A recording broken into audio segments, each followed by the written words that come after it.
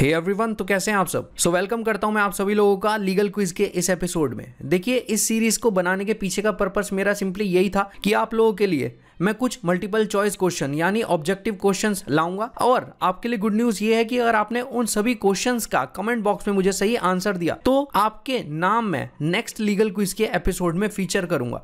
Generally जो भी questions मैं इस सीरीज में पूछूंगा वो इतने टफ है नहीं। जैसा कि आप सब जानते हैं, मैं डिफरेंट जजमेंट्स कवर करता हूं। कई क्वेश्चंस तो उन जजमेंट्स में से ही हैं। अगर आपने उन जजमेंट्स को फॉलो किया है तो आप होपफुली क्वेश्चंस के आंसर भी जानते ही होंगे। और हाँ, एक और इंपॉर्टेंट चीज, जिन भी क्वेश्चंस का आप इस लीगल क्विज में आंसर करेंगे उन क्वेश्चंस को फुल ऑनेस्टी से अटेम्प्ट कीजिएगा, क्योंकि चीटिंग करेंगे तो खुद को ही धोखा देंगे और किसी को नहीं। आते हैं पहले क्वेश्चन पे। आप देख सकते हैं, who was the first women जज to be appointed to the Supreme Court of India. ऐसी महिला जज का नाम बताइए, ऐसी फर्स्ट महिला जज का नाम बताइए जो कि अपॉइंट हुई थी सुप्रीम कोर्ट ऑफ इंडिया में एज अ जज। आपके सामने चार ऑप्शंस हैं: जस्टिस श्रीमती ज्ञान सुधा मिश्रा, जस्टिस श्रीमती एम फातिमा बीवी, जस्टिस श्रीमती लीला सेठ या जस्टिस श्रीमती रंजना देसाई। इतना टफ क्वेश्चन है नहीं है। अगर आप लीगल करंट अफेयर्स फॉलो करते हैं तो आप ये क्वेश्चन आसानी से आंसर कर सकते हैं। नेक्स्ट क्वेश्चन आप देख सकते हैं, in which of the following cases did the Supreme Court allow passive euthanasia under exceptional circumstances. देखिए, यूथेनेशिया का सिंपल मीनिंग होता है किसी को पेनलेस तरीके से मारना, क्योंकि यहाँ पे जिस पर्सन को मारा जा रहा है या तो वो किसी ऐसी डिसीज से सफर कर रहा है जो कि इनक्यूरेबल है। तो किस केस में सुप्रीम कोर्ट ने पैसिव यूथेनेशिया को अलाउ किया था एक्सेप्शनल सर्कमस्टांस में?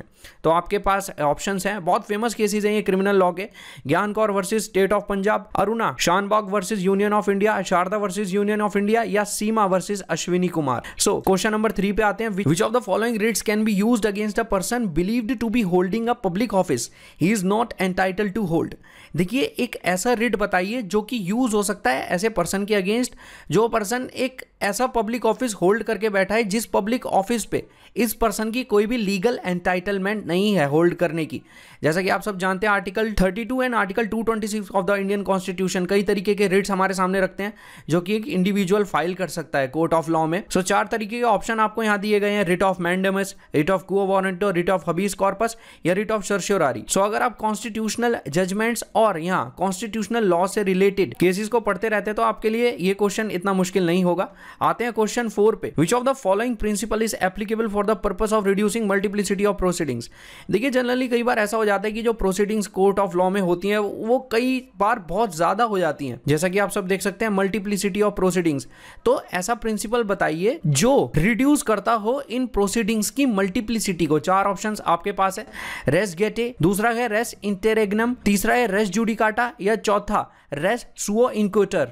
केयरफुली यहाँ ऑप्शंस को चूज कीजिएगा। अगर क्वेश्चन 5 के बारे में हम बात करते हैं, with which of the following issues did D K Basu versus state of West Bengal deal with.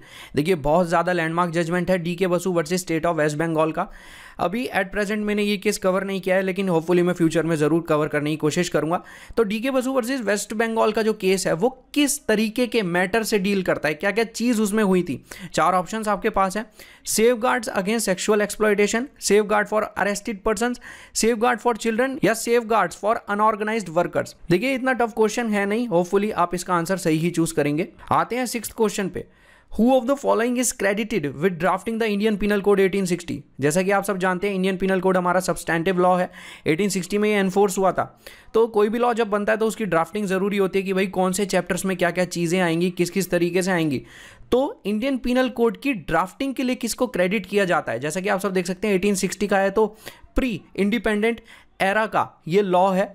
तो किस पर्सन को यहाँ पे क्रेडिट दिया जाता है इंडियन पिनल कोड की ड्राफ्टिंग के पीछे का?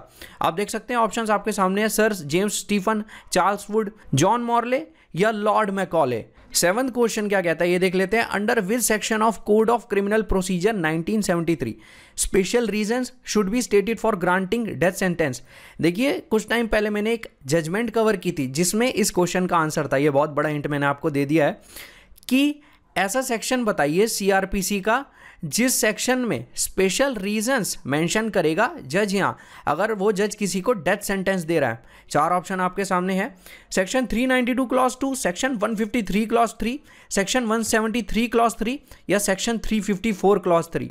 देखिए, अगर आप मेरे वीडियोस को फॉलो करते हैं, लैंडमार्क जजमेंट्स को अगर आप रेफर करते हैं तो आप ये क्वेश्चन का आंसर बहुत इजीली दे पाएंगे। 8th क्वेश्चन को भी यहाँ देख लेते हैं, in how many years the sentence of imprisonment imprisonment for life can be commuted by the government.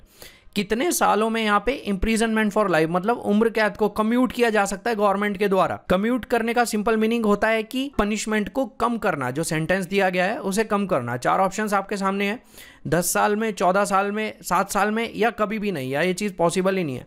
तो सही से आप यहाँ पे इस चीज़ का आंसर चूज कीजिएगा।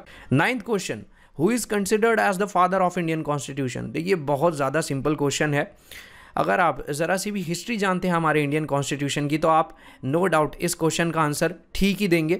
सबसे पहले ऑप्शन में आते हैं BN राव, दूसरे हैं JB कृपलानी, तीसरे हैं डॉक्टर राजेंद्र प्रसाद या 4th doctor BR Ambedkar. And last but not the least, अगर कोई ऐसी सिचुएशन आती है जिसमें पुलिस ऑफिसर रिफ्यूज़ कर देता है, मतलब मना कर देता है, पुलिस ऑफिसर ये कहता है कि मैं आपकी FIR रिकॉर्ड नहीं कर रहा, तो इस सिचुएशन में आप CRPC का कौन सा सेक्शन यहाँ कंसीडर कर सकते हैं। 4 ऑप्शंस आपके सामने हैं, section 120 of CRPC, section 329, section 154 clause 3 या सेक्शन 156 क्लॉज 2। सो ध्यान से इन सभी क्वेश्चंस का आंसर कीजिएगा आप लोग, और आप इन क्वेश्चंस का आंसर मुझे कमेंट बॉक्स में दे सकते हैं। जिस भी पर्सन ने सारे क्वेश्चंस के आंसर करेक्ट दिए उस पर्सन का नाम मैं नेक्स्ट लीगल क्विज के एपिसोड की वीडियो में फीचर करूंगा। सो मुझे इंतजार रहेगा आप सभी लोगों के आंसर्स का। Have a great day.